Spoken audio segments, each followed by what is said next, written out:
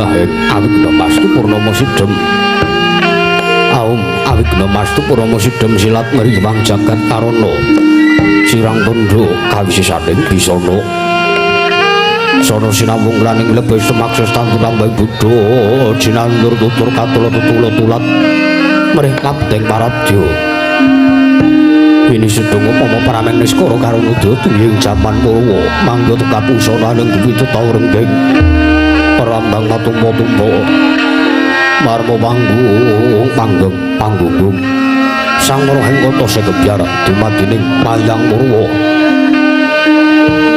purwakaning kandha inarik runtuting basa dongeng kinanga musurasa yen linarasaya karaos mulajari hangrasa wani muruhing diri rasa mangsa ngrumangsani pindhane kaya jalma pangangkina kaca jarwe wis arinakuk caing carita becik wis kagelar ing madaning makliran ya Kusjatra mriksani pagelaran Dinggit Purwa Surya Candra Iwang Kartika wis klurubung dhateng kawasa sehari aratri angit dribawana purateking duk sila glir kemandi temah dadi wetanganing dina sasi warsi windu kang sarta abad ketua tangkar sinambun japating gremjat atu padhaing tutu alang atu burung yang beruntu ya tadu benanantanmu wicalan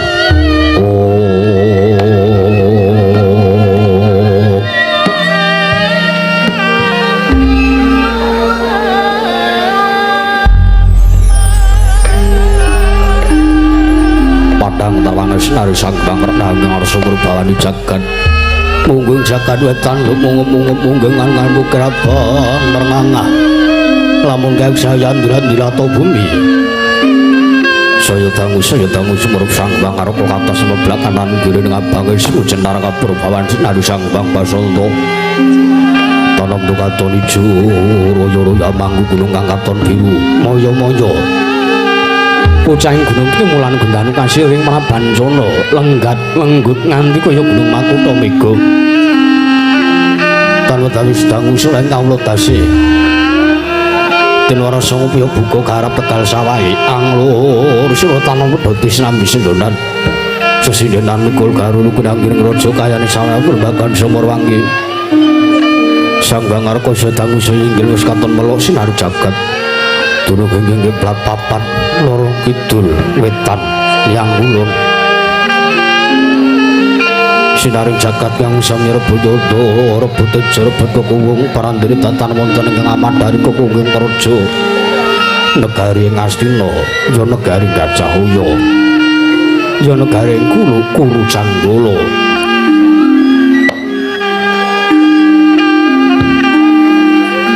panjaruk pambukaning kondo syarat ring mangke krana garing astung kemaju saking pulo-pulo bebanjaran sinasapan daya benawi tramya mbang samudra benang langut kang tanpa wagut pekating manual kapanto uruting Cakrawala mane-mane cakrek ing wisik sawaneh kinebing jurang corong kinebung gosirung kinarya sesing peksi lawet yang sarang burung wonten ugi pasisiran der sasana jembar kebukaning pasir gemlaring garis pinggir tanam duang rembuyung royo-royo karang fitri roe-roe ron kelapa bumi subur asiten mawur sadengati nandur tangkar temangkar kawuryan dadi gunung-gunung bebanjengan hangrangsang langit lenggak-lenggok lambai toya kang mijil saka sendang kang mening tirtane iline kang den para playune kang den tampi waduk bendung kinaru hanglen sawah nyang pategalaning Narakesma mokal panguling petani bebasan tatana medu sajeng kangkeng selo sadya tinandurang kang kurang kapipandya Bathari Slandar pasabinan yayaruk misare kang minangka nadi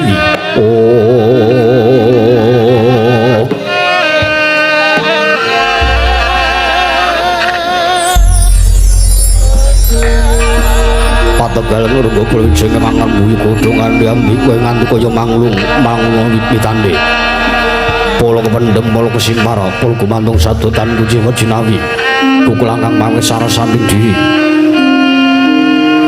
ingane ngaraja kaya itik iwen sansyang rembug lamun sang ablaring manggunan lamun wanci sarep surya samya bali mring kandangi sowang-sowang Datonon saran kandhang gunan sing malang labet bisa tindak Durjana Jukti samya sayek seka kapya karo Hinusa bangsa tuwa negari Ngastina. Ana ngimbangi gunung Anggung Rinaksa mrih lestari urun tumurun trah tumrah sadu dadi huluk-huluk kaning lingkungan. Langkung-langkung lamun tinaliti sampun samya samet mring sesanggeman. Sepen tebih saking tindak sansaya sinansaya wadana danane mumat sinamatan daya dinayan. Sawiji-wiji mapan sejati jejiban kang pinuji teman mawujud manunggaling cipta rasa karsa kang satemah ambabar karya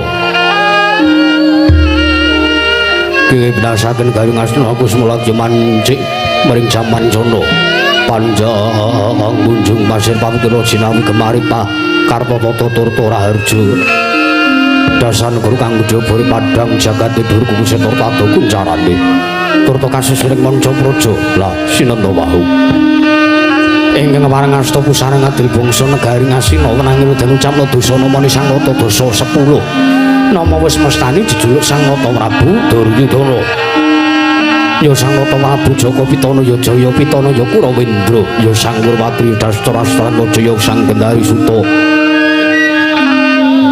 ya Sang Tripamangsa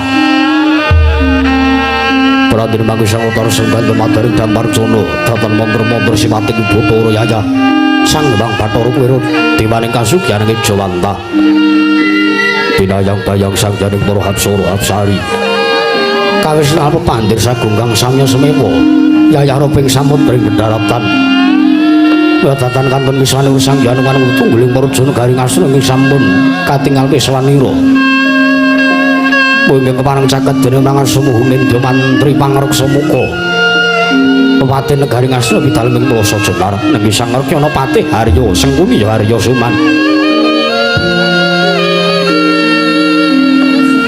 Prandri mangke Sang Rekyana Patih Harya Sengkuni mengraken mlinggaipun pandhiten saka lima nujung negari Ngastina Sang Tapa Gandura Prandene ngrawuhaken lenggahipun nalindring mandura Sang Prabu Salya pramila Sang Utarsa medharing sabda panjika gendring kawedharing lisan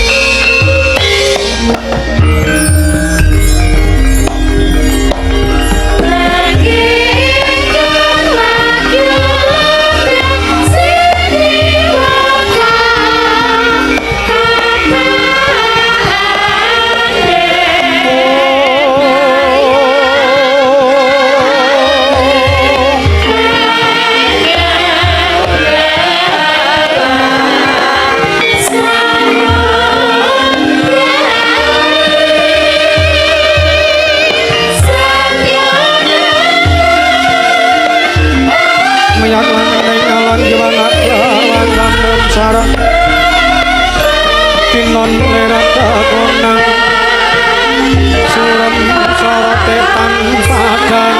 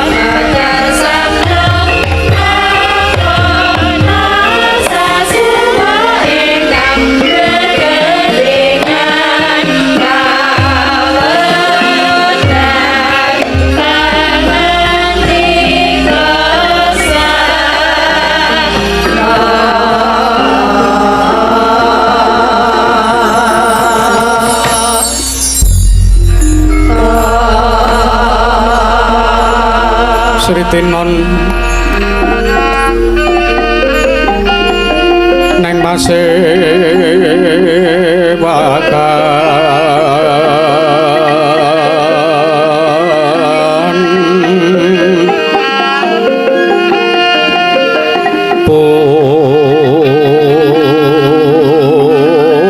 pusana maneka warna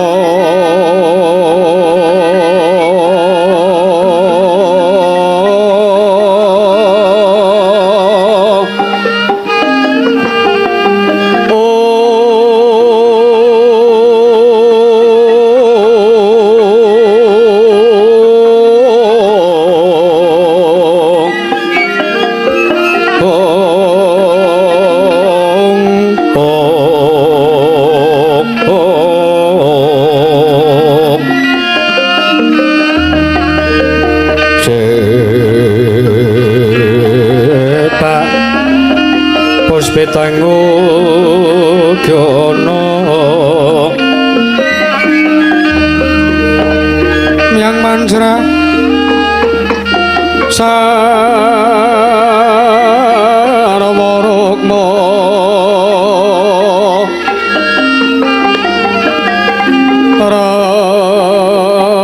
ranggeng manik nara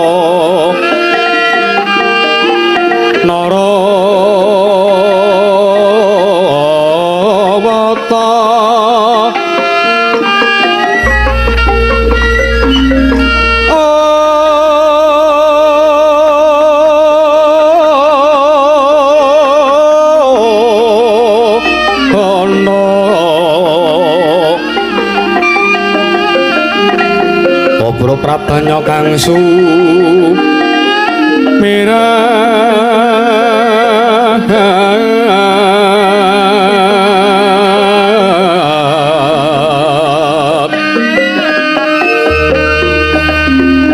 kenyaring deca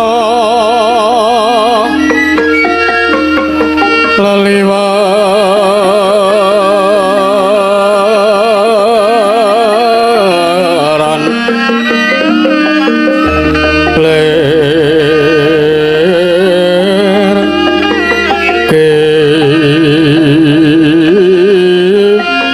sisiring tadet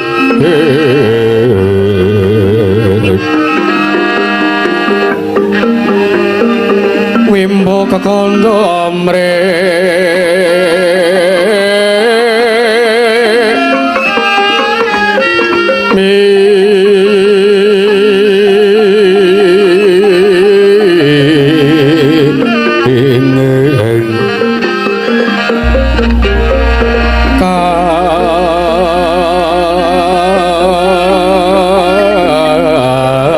Beng ma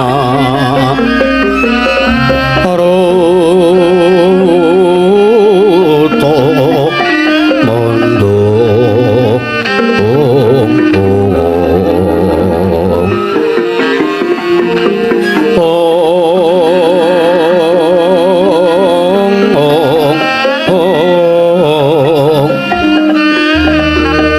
saparan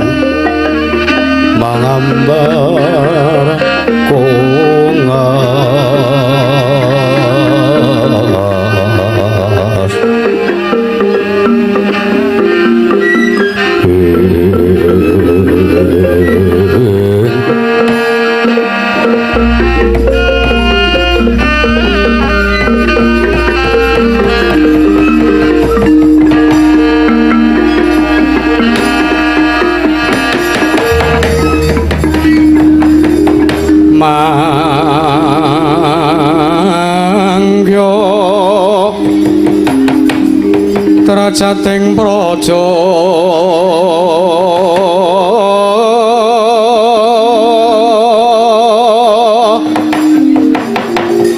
kawuryan posunya rupuri ora mangrehing ukara karana tanpa palupi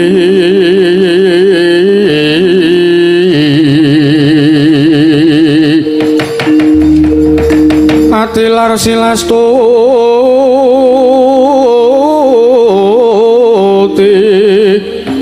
sujana sarjana kelu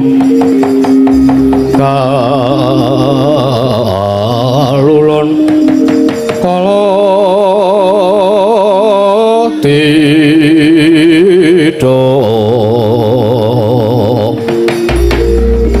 tidem tandhaning mati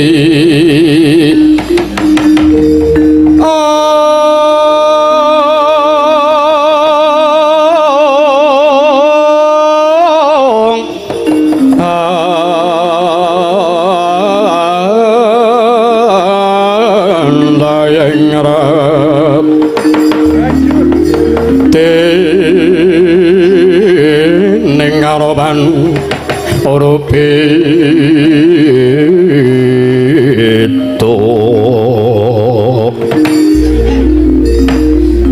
yo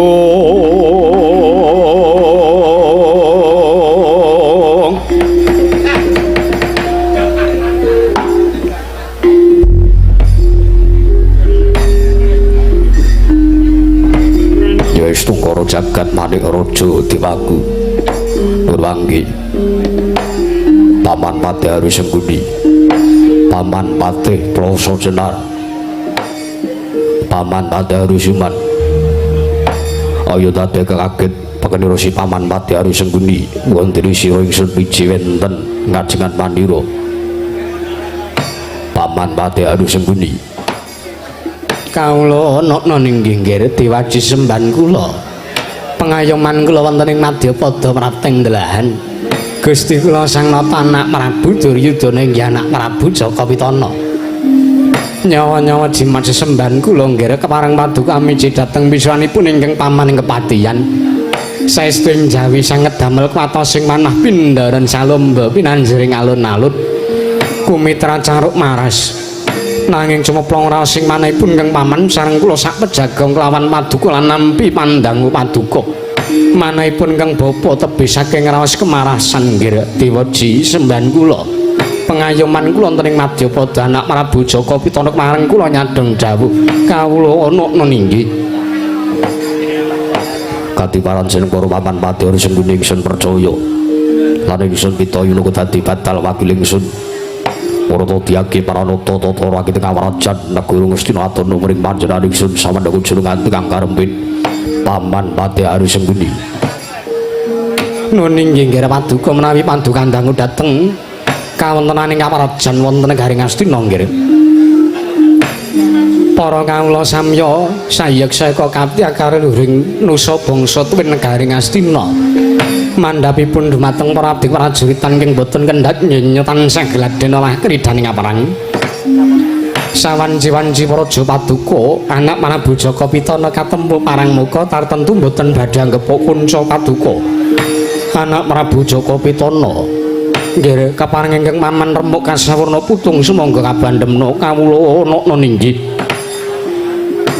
Ya jagat pangesungguh Paman Haryo Kula wonten timbalan teka damel bumbung lan damel marem Jasing manah inggih putra Punjaka Pitana sareng kula tampi pangandikan paduka yejeng antuk Paman Pati Haryo Sembeni boten langkung pakaran kang utama wedhen takno selawase urip Paman Pati Haryo Sembeni. Menapa ingkang sampun paduka dawaken tartentu kula mboten badhe suwala nggih kawula ana ninggih. Berwangi pupurban Popo depan turno Popo depan Sokolimo Sawo patuko Popo depan turno Ing putra Punjaka Pitana katuraken pabagya raja Mukya Kunjaya Karso patuko Popo depan turno Ing Sokolimo Popo depan Uboyono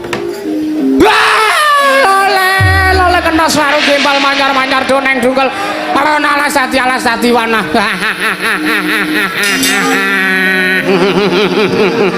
Nggih. Kajenge mboten ngantuk. Nggih. Arep delok wayah sore-sore wis ngeliyap niku nek cara nek mboten pardi mboten turu sore-sore. Nyun ngapunten kula ngaten mriku kula kangen gojek kalian para kanca-kanca mriku. Kakang Durna mbok ya ora gawe kaget atiku to Kakang Durna. Sing kaget ora mung sampean Dik Pate, wong semene kaget kabeh. Oh, nggih. Lah mbok sesuk mulih niku nek arep ngagetke ngopo niku omong-omong. Oh, ngagetke ngomong-omong. Tenan ora sida kaget. Sampai niku malah prayogane nek ajeng kaget, wau sadurunge kula omong. Dadi sakniki pun mboten kaget, ngaten. Lucu Kakang Durna, lucu dengan mematah. Nggih. Matur nuwun nggih, matur sembah nuwun, maturaken gunging panuwun wonten ing padukan Prabu Jaka Pitana sampun kastu nimbali dhateng pisanipun ingkang Bapak ing Sokalima. Pambagya raja sampun kula tampi damel bombong tiasing manah ingkang Bapak ing Sokalima. Mboten langkung kula ngaturaken pudha pangastawa. Lah sang taklim kula mugi katur wonten ing ngarsa paduka anak Prabu Jaka Pitana kawula ana ninggih. Popo nebantunu sampun kula tampi damel bumbung tiasing manah boten langkung kaprayogan lega paduka Paman Sokalima. Nak niki sampun boten kirang sikit congger saman kula. Kula nan. Prabu diri Kakang Prabu Karna, Kakang Adipati Karna ing Ngawangga, Kakang Basusena. Sareng paduka kula ngaturaken asung pasegan para krami kunjung wonten ngarsa paduka Kakang Prabu Karna, Kakang Prabu Basusena. Niwang suksmana kang adilunuwe. Ana sasmentaning sun jagat wong bramana langgeng sinunggih tatanawrat. Kula ana ninggih Yayi. Kemareng paduka Yayi Prabu Jaka Pitana. Amiji dhateng pisanipun ingkang raka ing Ngawangga. Pun Suryatmaja nggih kula pun Surya Putra. Sampun damel bombong tiasing manah kula.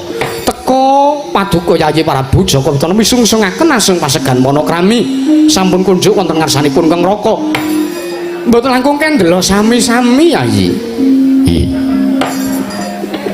Sampun kula tampi tada paduka mawantu-wantu damel bombong tiasing manah kula. Mboten langkung kaprayogano Sampun mboten kirang sekeca. Kartomarma. Wonten dawuh. Padha tatanen barisan para wadya bulunge padha gantung sibu. Jenenge Suradya babarake wigatring pasiwakan. Nyok niki. Menawi sampun paduka dawaken Koko Prabu. Mboten langkung yang rayipun Kartomarma menang saged cumadung dawalan ngestaken dawuh paduka Kanjeng Koko Prabu ing Astina. Kawula ana niki. Yo Kartomarma gawe bumbung. Iya Nuk. Nur panggih Kanjeng Rama Prabu. Kanjeng Rama Prabu salyang Wantaraka. Sewu lepat aturipun Kang Putra Diagung pangaksami kantos randhet ing kula ngajari rawuh paduka.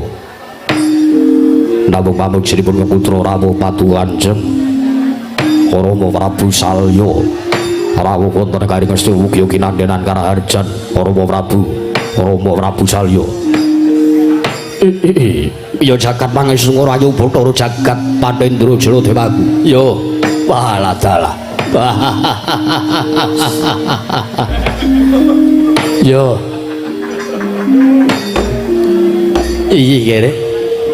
anak Prabu Jaka Pitana inggih anak Prabu Duryudana mboten dadosaken sujening perkawis turta manahipun Kang Rama mboten mesgul ing penggalih jenyatanipun sinaosa randhat nggih paduka ngacarani sowanipun ingkang bapa nggih namung kula saged ngawonten kados mekaten ingkang mompyara walah menika kok para nayaka punggawa negari Ngastina sami ngginakaken rasukan werni abrit menika wah elok kawan dalang sono kula malah pekewu lho nggih hebat perkawis kados pundi kancane ngangge abang kok kula ngagem coklat piyambak niku kula nyuwun mangapunten nggih mboten dadosaken merupa juryatanipun raos pasederhan lan kekadangan katresnan paduka kami kepunden kula tansah sumeket wonten ing manah mekaten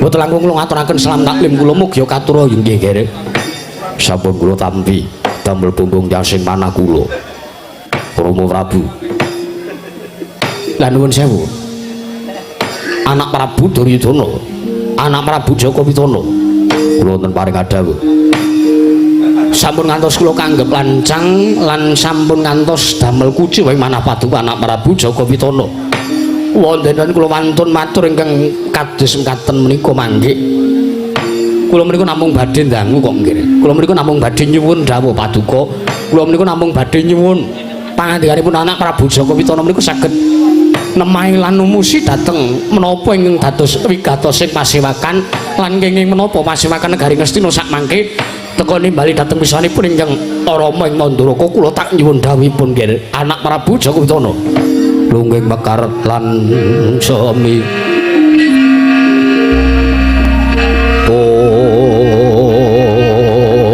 puspita ing taman sari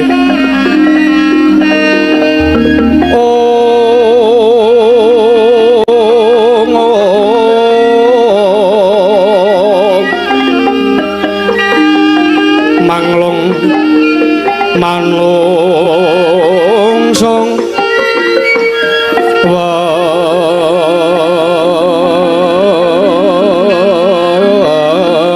wangi kalawulan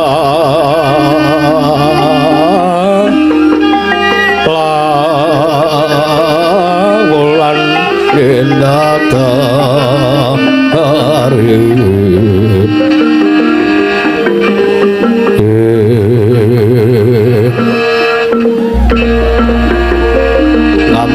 sasmita sang gombang bebayang marang sang pucuk sarinding kembang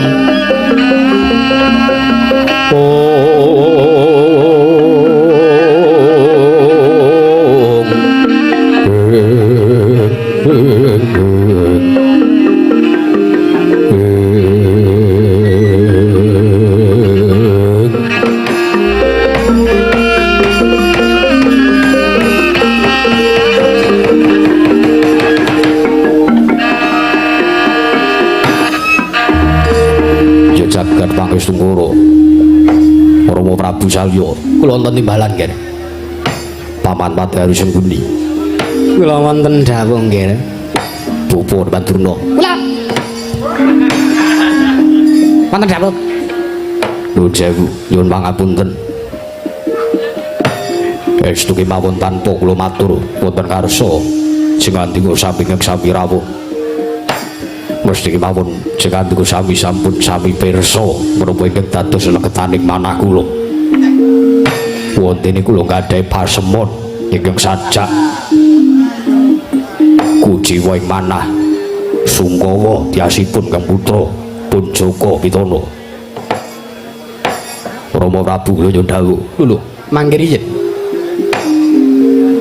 paduka anak Prabu Jaka Pitana mriku dereng maring dawuh lho paduka dereng maring dawuh menapa ingkang dadosaken dasar sabab saha jalaranipun paduka anak Prabu Jaka Pitana nggadahi pasemen ingkang sajak suntrut gayanipun menika kula nyuwun dawuh lah paduka mawon dereng medharing sabda pangandika lah kula menika badhe matur menapa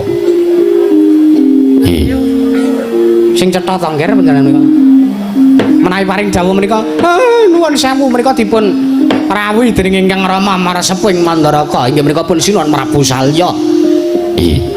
Sampun ngantos sing sak mangke damel kucem maraos sing manah lan damel kuciwa sak lebeting kas sinuwun Prabu Salya ing Mandaraka krana paduka mboten paring dawuh menapa ingkang dados legetaning manah paduka. Mangga kula aturi paring dawuh. Inggih nggih. Babar pisan ingkang Rama badhe nganglungaken jangga nilingaken karna nyuwun dawuh paduka anak Prabu Jogawitono. Napa melih sing ajeng kula penggalih? Napa melih sing ajeng kula gagas? Kejawi boten tangguh malih. Lan para sata Kurawa taminipun Kang Putra pun Jogawitono inggih boten tangguh malih. Badhe mapak tumekaning jakaning jagat kodrating pepesti. Perang gedhe kang winastan Bratayuda Jaya Winangun. Rama Prabu, kula mriku bingung rinten pantaraning dangu kula mriku kuwatir. Kula mriku ajrih menawi ngantos pinjak para Pandhawa kudu saged ngawonaken sangyaring para sata Kurawa. Temah para Pandhawa ancek-ancek kamukten lumantar kuwandaripun Kang Putra saking para sata Kurawa. Ingkang kula manah-manah, ingkang kula angkah, ingkang kula jangkah saben dinanipun mriku.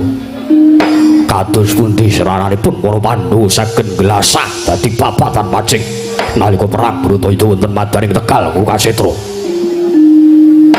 Oh, mekaten. Walah nggih dados menjelang niku namung angajab dumadining perang Bratayuda ngaten. Mboten. Kula mriku mboten ngajab sapa sing sudi perang, sapa sing saguh perang. Nger, lho dawuh. Nuwun sewu. Bapa turu kados pundi? Bojo kula pun wilu ta nembe mandhap. Liripun menapa? Dedake telas kala wau. Kakang Duna kok nyela-nyela. Putra. Kula wonten jawuk. Menika rembug wigatos. Nggih. Lah kok paduka malah nyela-nyela aturipun Kang Putra. Nuwun sewu. Menawa sampun boten betah lenggah teng negara Ngastina, menawa sampun betah lenggah melu karo para sata Kurawa, apa wis ora saguh mukti wonten kesanipun Kang Putra pun Jogawitono. Lho, liripun nggawa bojo ora tatat. Nyun ngapunten nggih, nyun mapunten. Pun kula tak mboten ngiguhke napa-napa. Kula tak mboten matur napa-napa. Nggih, nyun mapunten kula ngakoni lepat. Mengke riyen nggih sanes bojone Durna sing dirembug. Nggih. Menawi paduka anak Prabu Jogawitono mboten ngajab dumadining merang, inggih kula mangertos awit paduka menika nuwun sewu. Sajak mesguling manah menawi ngantos dumadi perang gedhe menika. Nggih. Lajeng mesti keman wonten jalaran lan sababipun nggih.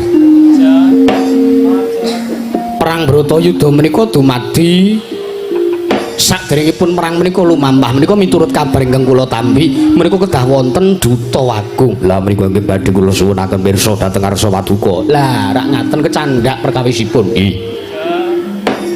Sasampunipun duta agung saking para Pandhawa. Mbuh agunge saka ngendi kula ya ora ngerti. Sing diagung-agungke niku napa kula niku ya ora ngerti. Pandhawa wanine mung utusan karo wong tuwa-tuwa. Lho, sinten? Tiyang sepuh-sepuh sinten? Dewi Kundi kalih Prabu Drupada. Niku nek mboten wong tuwa-tuwa napa? Nggih. Menika pun agungaken kalian para Pandhawa. Lah iki duta agung tumrap para Pandhawa, nanging tumrap Duryudana menika duta ketibal. Lho. Liripun menapa? Pandhawa niku ora duweni watak satriya. Kena ngopo yen arep nanjing negara ndatah utusan karo wong tuwek-tuwek. Kena ngopo Pandhawa ora prapta mriki piyambak. Nuwun sewu nggih, Gatel. Nggih. Tepate apa? Aku ora dijaluki iku. Ora apa-apa. Malah penak. Ndelok ki penak kok. Iya. Ngrungake tabuhan kuwi penak tenan. Karo maido wong mayang kuwi penak tenan. Aja dipaide to Kang. Kula niku arep Kanjeng Mayang sewengi niki tok. Nembe pisan iki teng mriki niku. Wis ora idep apa. Aduh. Pokoke sampean le mbusana besus lho Dipati. Nggih. Wis wangun apa gayamane Sala wis lawas. Cari ya cari lawas. Tagene lawas kerise ya lawas saka Mbah Gati. Iya, anu nggih. Ning kok kalungan pot. Pot kok nggo kalungan. Niki wong tua-tua niki napa milih kula tundung sekedaton. Mboten nggih, nggih, mboten. Nuwun sewu, kula menika badhe nedhem gineman kalan Rama Prabu Salya. Nggih, anak Prabu Wonten dawuh. dipun sulani mercon riyen nggih. Iki anggaran saka ngendi Kang? Mbuh. Kok napa nganggarke mercon barang? Yoga ora tak bayar, dagelan ora tak bayar kok. Ah sampean iki kok ora. Napa ingkang dipun penggalih saking duta agung saking para Pandhawa? Jernyatanipun Paduka anak Prabu Duryudana niku sampun saged nundung miwah duta kapisanan lan duta kaping kalih saking para Pandhawa gagar wigar anggenipun nanjaken negari dhumateng Paduka anak Prabu Jaka Pitana. Menapa Paduka Rama Prabu dereng pirsa? Menapa? Kula sampun nampi nawala saking para kadang-kadang kula ing wiratihipun para Pandhawa. Iya. Bilih samangke para Pandhawa badhe angutus duta agung ingkang pungkasan awit duta agung saking para Pandhawa niku wonten 3 Ramban. Inggih, inggih. Lah lajeng sinten ingkang pungkasan? Miturut nawula ingkang kula tampi. Duta agung ingkang pungkasan menika boten sanes jauh namung Koko Prabu Padmanaba inggih Koko Prabu Kresna ing Durwati. Pramila kumesar sing manah kula kados pundi samangken kula badhe ngadepi pratanipun duta agung mriku. Sikra-sikra yen permana kanca sikra ngrakit nawang sesonggana bangsa sangga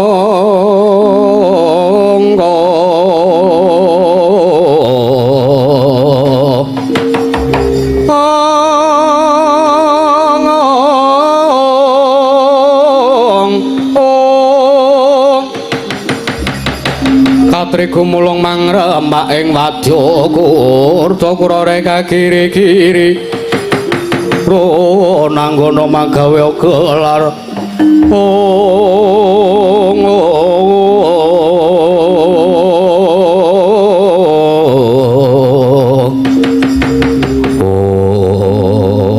wala jagat pangesungkur wayah Bathara jagat. Ameng kali anak kula Ndrawati kok sampean mriku ajrih lho nggih. Nggih. Ameng kali sireng kok panjenengan mriku ajrih lho. Kakang dunane. Boten ajrih kados pundi.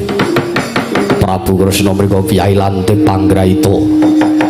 Piyai Wasis Waskita ing Ngesti menawi ngantos sak mangke kula kajlumprung lan negari Ngastina kula wedhi Indraprasta kula pasrahaken kundur dhateng pangesipun para Pandhawa.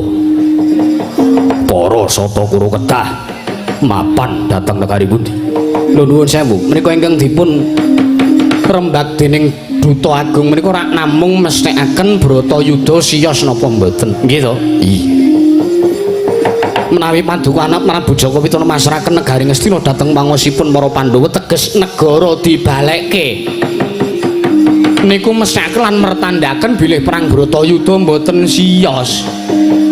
Kosok wangsulipun malih Paduka anak Prabu Jaka Pitana menika ngukuhi negari Ngastina mboten pun pasrahaken mboten dipun wangsulaken dhateng pangesipun para Pandhawa menika perang gedhe Bratayuda badhe dumados. Nek ngaten to nggih? Iya.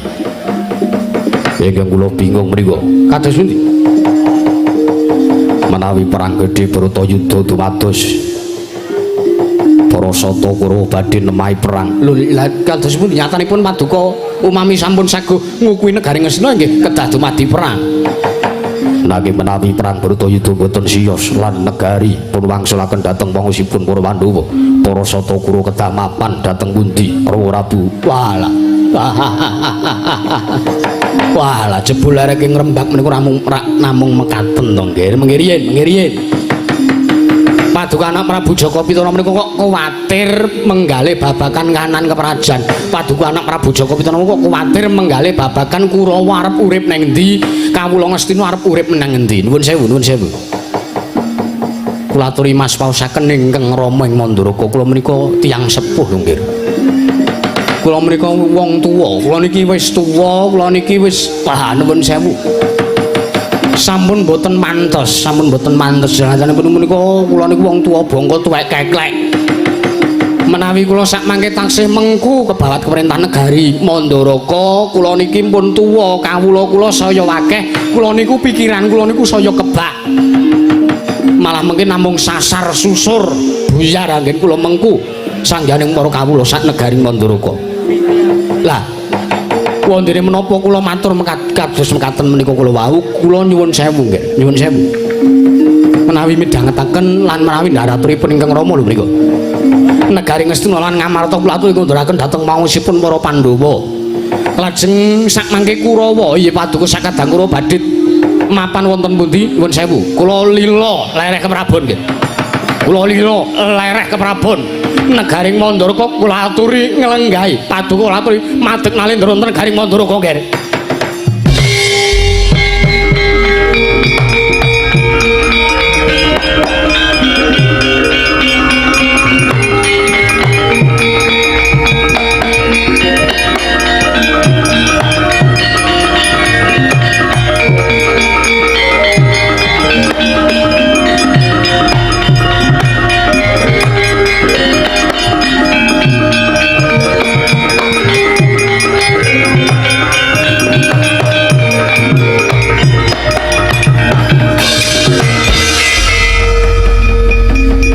Pangapunten Nyai Prabu. Paripeksa ingkang raka ing Ngawangga majeng anggen kula sowan. Kakang Prabu Karna Kadiwaran. Nyuwun mangke, nyuwun mangke. Kula kok rada bingung. Bingung liripun kados pundi? Nyuwun sewu to. Menawi cara kula pundi wonten nalendra ingkang lila negaranipun dipun pasrahaken. Liripun kados pundi? Nuwun sewu, kula matur kados makaten menika awit jejer kula menika ginalendra. Kula ngraosaken kula ngemong sangjaning para kawula dasih. Kula ngraosaken mengku mimpin wonten sawijining negari. Pramila kula saged matur kados makaten. Nuwun sewu, kula kok ngeman dhateng derajat Paduka anak Yayi Prabu Jaka Pitana. Ngemanipun menapa?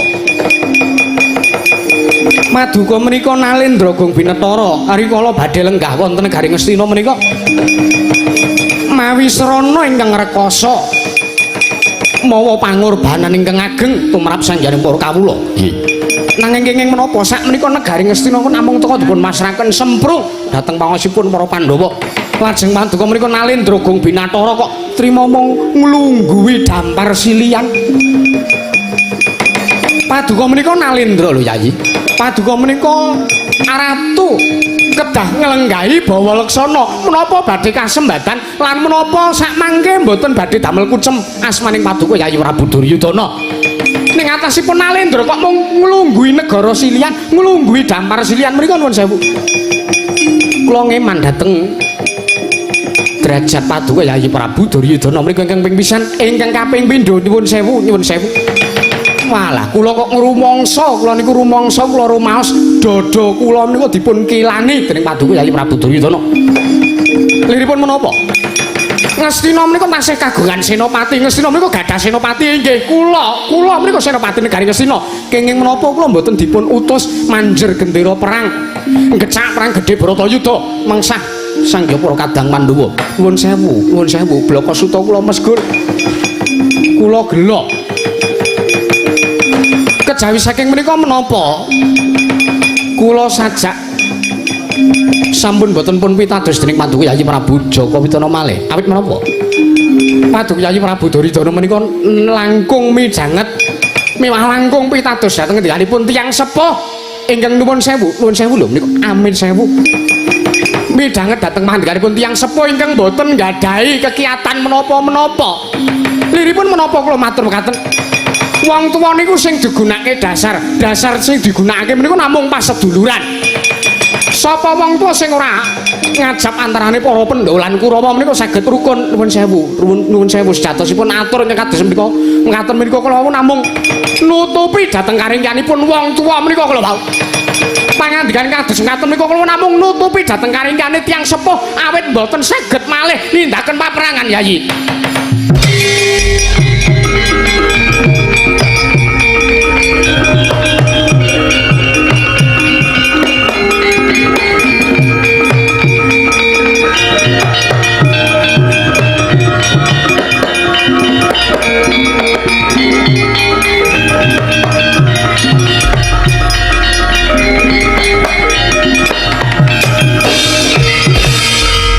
Dodo mundap lir genentap Duka yayasine pinetra kocak ngondarandir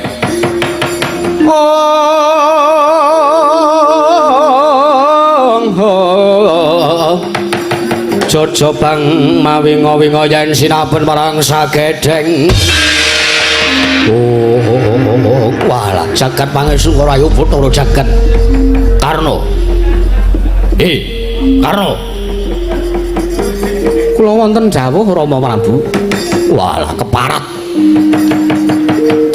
dakik ucapmu ngono ning ngarepe anak Prabu Duryudana apa kowe ora mawas apa kowe ora mikir aku iki sapamu aku iki apamu lho piye to iki nuwun sewu Kanjeng Rama menawi nuwun sewu menawi mboten apal dapukanipun niku benjang melih tanglet kalian iki parat wong tuwa nggo dolanan karena iki rembug wigati aku tak omongan karo kowe iki kados pundi walah aturmu ingkang akeh-akeh kaya mangkono mau gawe wirangipun Rama merga kowe wis gawe wirangipun Rama ayo tak larak metu jaba wae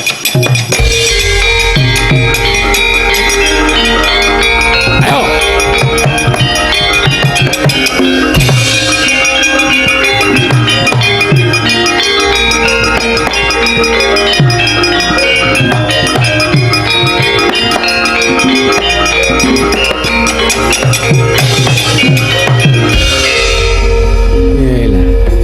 niki pripun niki nah niki kok malah para priageng mun sami kesah niki pripun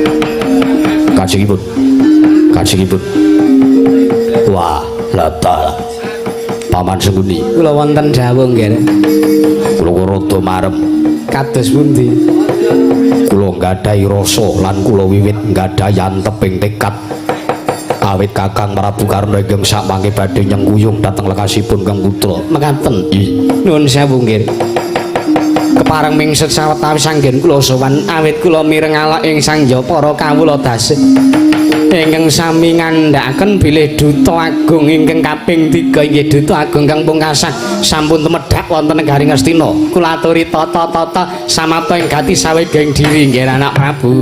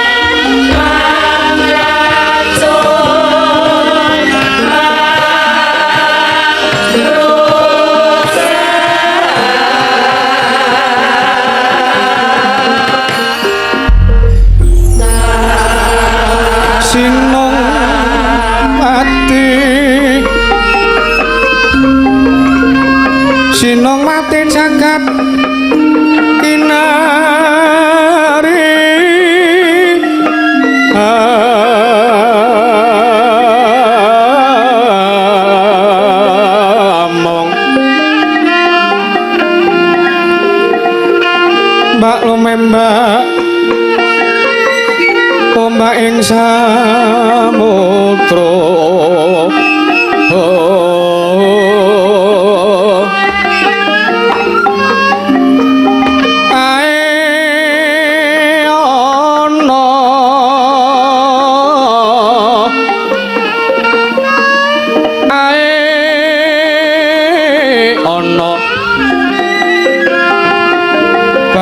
tamra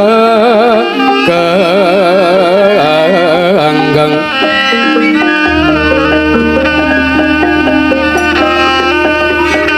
awito denceng dencengan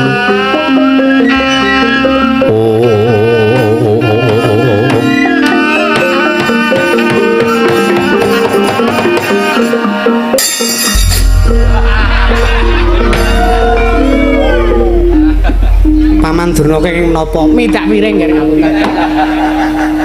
Mbok nggih ngatos-atos ngapunten kula kinten nek niki niku asbak. Kula kok parcitan lemper komplit. Ngaturi sugeng rawuhipun nggih. Nggih. Sowan kula Raharja. Nggih lho pengirian nalendrane niku nika senes kula. Lho lah kok panjenengan dangu kalih sowan kula. Ngapunten kok nggih rembangane mboten ngomong. Oh iya. Ya jagat pangestu karo. Piye?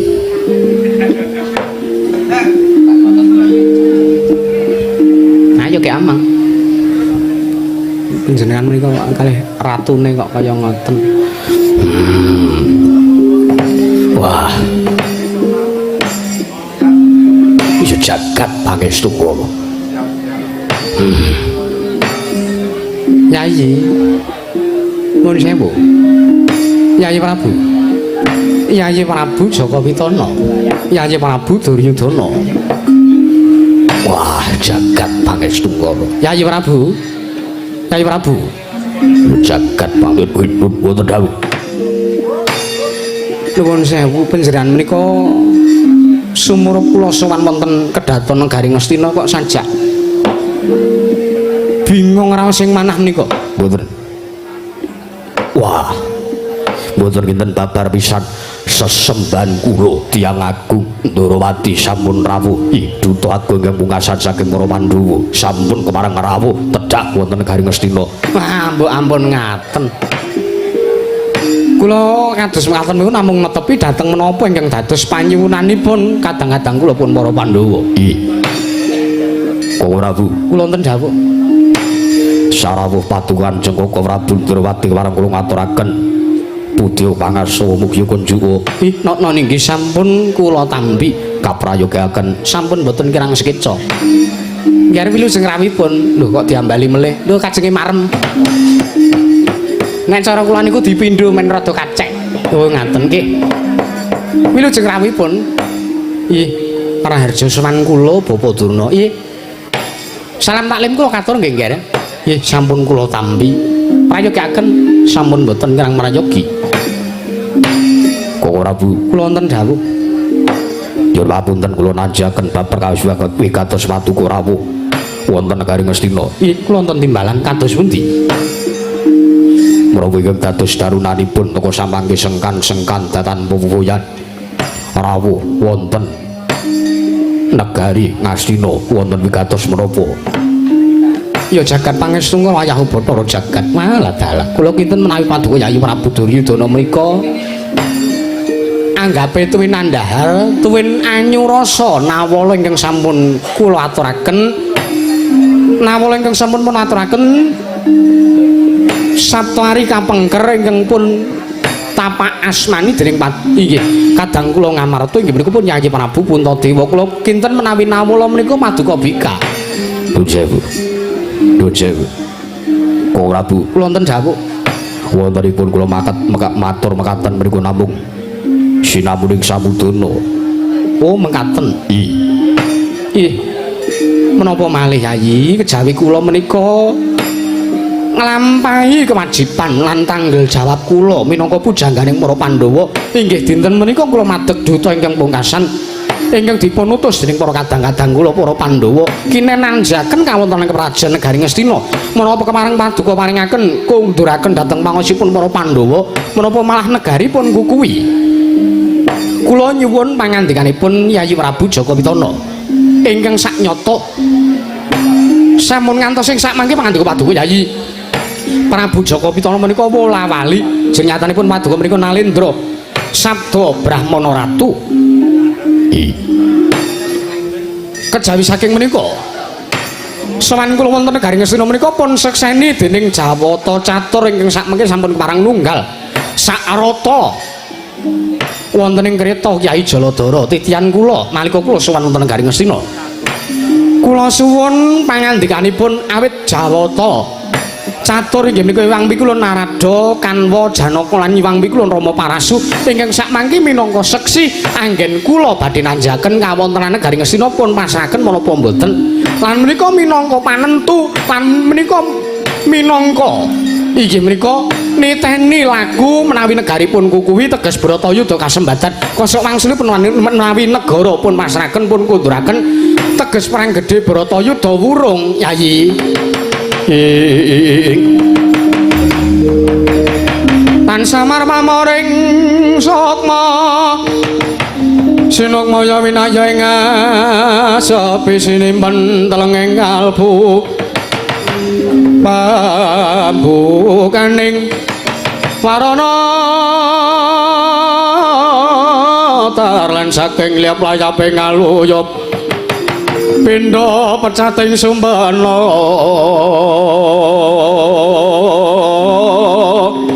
sumusuping rasa jati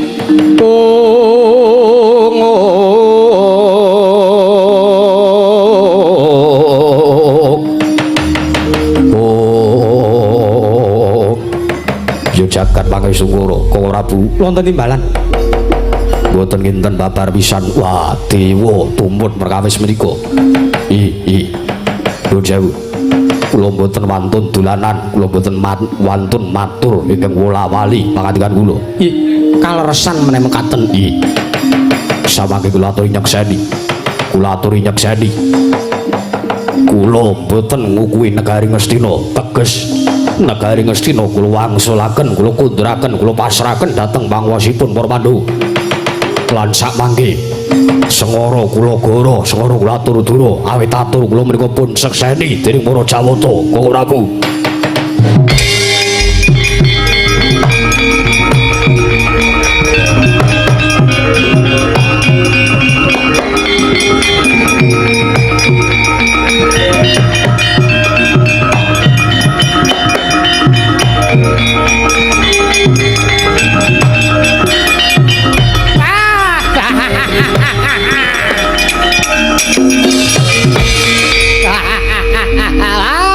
Sang Marudaya pak bolong kali codhe sapa sing gawe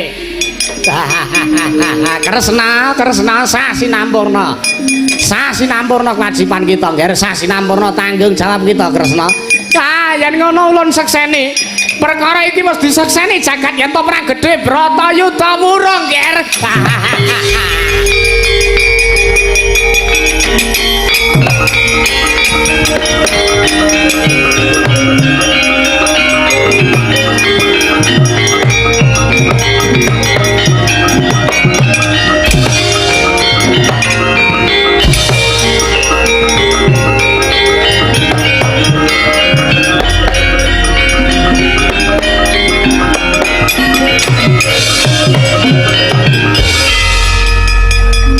Prabu kula wonten dawuh kula pun midhanget piyambak kula pun sumurup dhewe yen to dewa catur ingkang nunggal sarata lan panjenengan samangke sampun kesah sampun loncat saking bumi Ngastina pramila sampun ngantos atur kula masrahaken negari dhateng panguwasipun para Pandhawa sampun ngantos mriku pun pitados Lho Jawu taunana windanana yen to durung glundhung mestakane Duryudana urung kasembatan Pandhawa ngukum negara Ngastina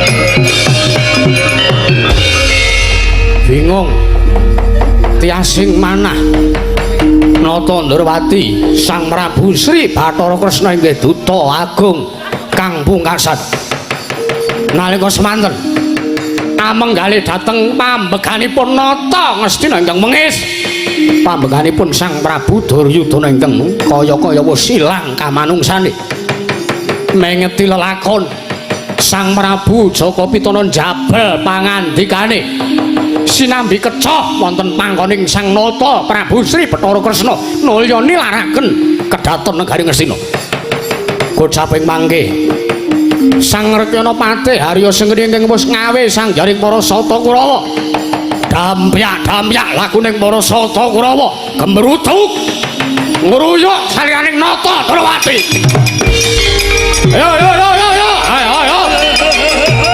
ngruyuk Kresna dikerubut Kresna dikerubut ayo kerubut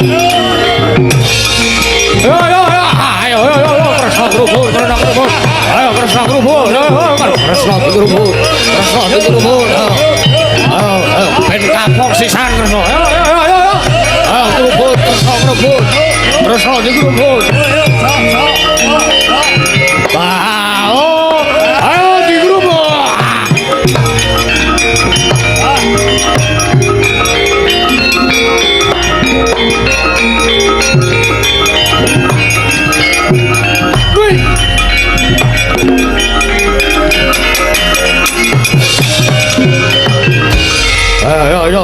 kerubut keroyok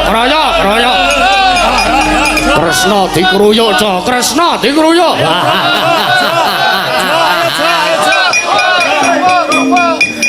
modar tenan Kresna wah modar tenan Kresna kowe wis ora iso ngapa-ngapa tenan Kresna ayo sambat kowe Prabu Kresna Ndrawati ayo dikerubut karo Kurawa Sengara iso glawat ayo modar tenan Prabu Kresna modar tenan kocapun Nata Ndrawati ingkang wis kinarubut dening para Sata Kurawa den keruyuk dening para Sata Kurawa nalika semanten astanira Sang Prabu Kresna graya anyenggol bedoring Yai Kesawa nalika semanten medal saring Usada dadi buta saguna krana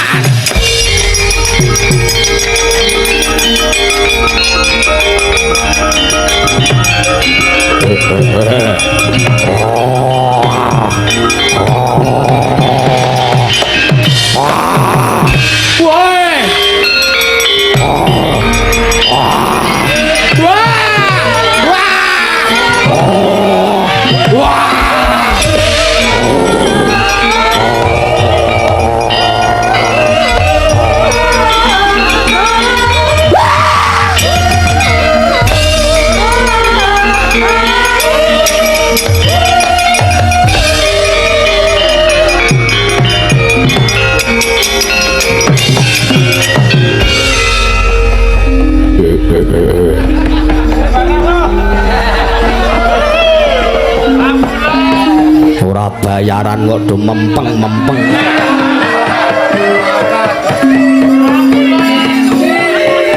oh Prabu Duryudana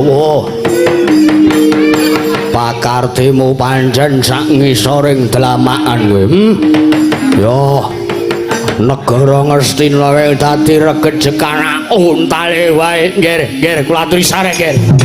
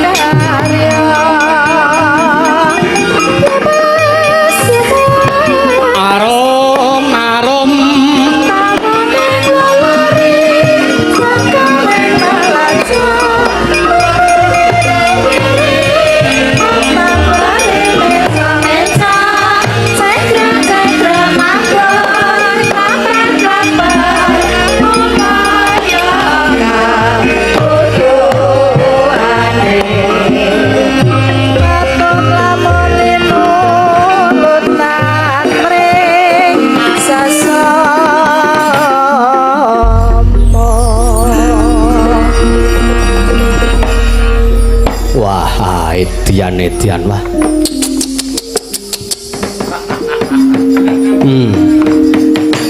Gumun setahun jengleng serendeng kula nggih. Ih. Paman Prabu nggih, kula nggih. Napa kok kaget? Kok kaget kenging napa? Kula gelo kalian panjenengan Paman. Lho gelo sebabipun? Kula menika rak nembe kemawon Tiwikrama, kula nembe kemawon dados buta ageng.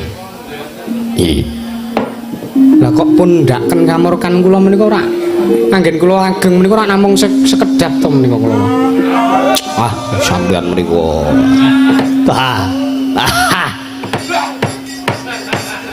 Anggen limrah mawon panjenengan gelo mergo sampeyan menika tesih enom nggih to, Nger? Inggih. Lah nek kaya kula niki, Nger, wis tuwa ming arep ngopo, ming kari karepe. Nek ora disurung-surung. Kaya-kaya ora ana kekuatane kok, Nger. Panjenengan niku ngendika menapa? Mboten. Kula niku ajeng matur kalih panjenengan. Ih, matur babakan menapa? Le sampeyan kok iso tetek awit lho niku wau lho. Anak kula Ngastina niku kecoh teng ajengan panjenengan. Amit lho, kula haduh terus ngeten teng mriku niku wau. Panjenengan mriku nalindro kok saged tetek manahipun. Nggih sampun kewajiban kula kados mekaten kok Paman Prabu. Lho, kula niku nindakake kewajiban nggih. Kaya ngoten niku giri godane niku pancen enten ning kula paripaksa kawon kalian giri goda ingkang tumeka menika. Pramila badar anggen kula laku. Lah nggih mriku sampun nasib paduka. Oh lah inggih. Lah sing ajeng kula takonke senes niku nek niku cetha wong semene gumun Kresna kok iso tetek karo sing dadi pambekane Ratu Ngastina ping pindhone Kresna iso dadi buta. Wah, luar biasa kira. Lembuk wau sing ditokke sing enten tembok ngomah niku. Lah nggih wonten mriku nggih dipun pirsani saking mriki mawon rak nggih ketingal ulah nggo. Nggih. Nuwun sewu Paman Prabu saya badhe nyuwun dawuh menapa, nyuwun atur menapa? Bratayuda siyos to nggih. Pripun? Bratayuda niku siyos to.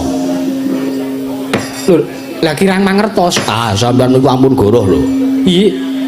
Kula tak takon menawi kula midhanget rembuking pasewakan niki wau anggere sampeyan mriku dados Duta Agung saking para Pandhawa, Bratayuda niku siyos to nggih. Lho nuwun sewu.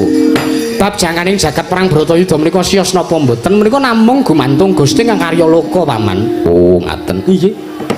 Teges dereng kantenan nggih Bratayuda sida napa mboten? Nggih, dereng kantenan. Oh.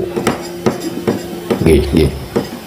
Lah ning kesundi titine perang Bratayuda sida napa mboten niku rak kacena saged ketingal saking anggenipun panjenengan minangka Duta Agung nggih nanjaken kawontenaning negari dhateng inggih menika pun anak Prabu Duryudana menawi negara pun kukuwi teges perang Bratayuda menika sida nanging menawi negara pun balekaken dhateng pasipun para Pandhawa teges apa perang Bratayuda menika mboten siyos.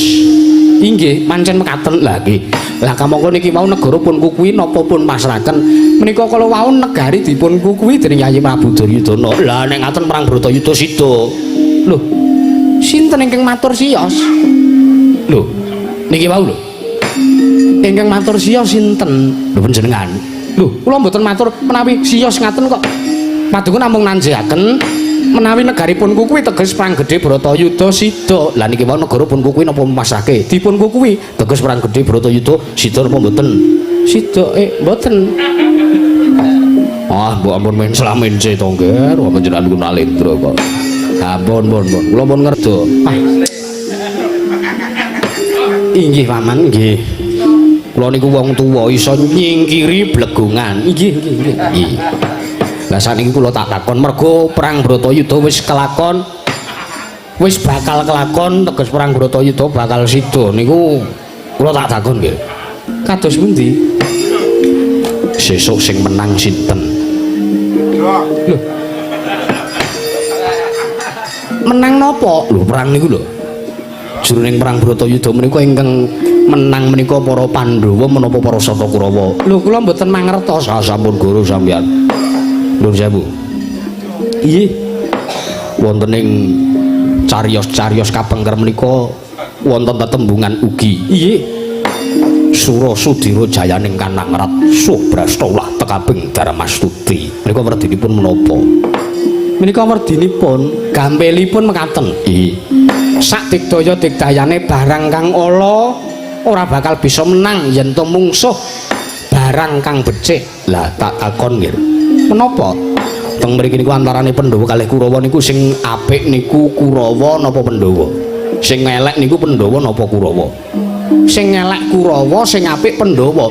Lah nek ngaten nek perang niku wau sing menang niku sing apik nggih, Nggih. Nggih. Lah nek ngaten Pandhawa to sing menang. Lho, iya no. Mboten saged. Iya no.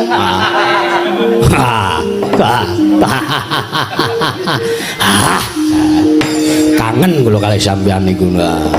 Ya pun nek ngaten Pandhawa cetha menang. Nuwun sewu kula mriku mboten matur lho. Paduka menika wau nak nanjehaken cariyos ingkang sampun kapengker to. Nggih nek digathuk kalih Kurawa kalih Pandhawa nggih nyambung mawon to nggih. Nah nyata nggih to.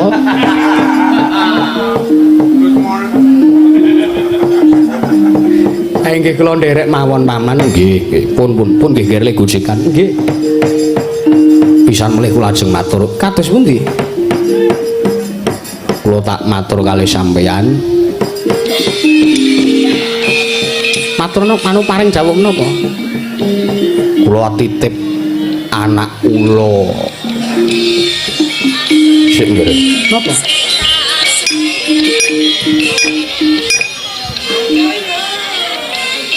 Lampun limbukan ngaten kok nggih. Lah iki sampun Pun kula tak kisah saking bakune kula titip anak kula Sedewa kali anak kula nggih anakipun Madrim nggih, Nger.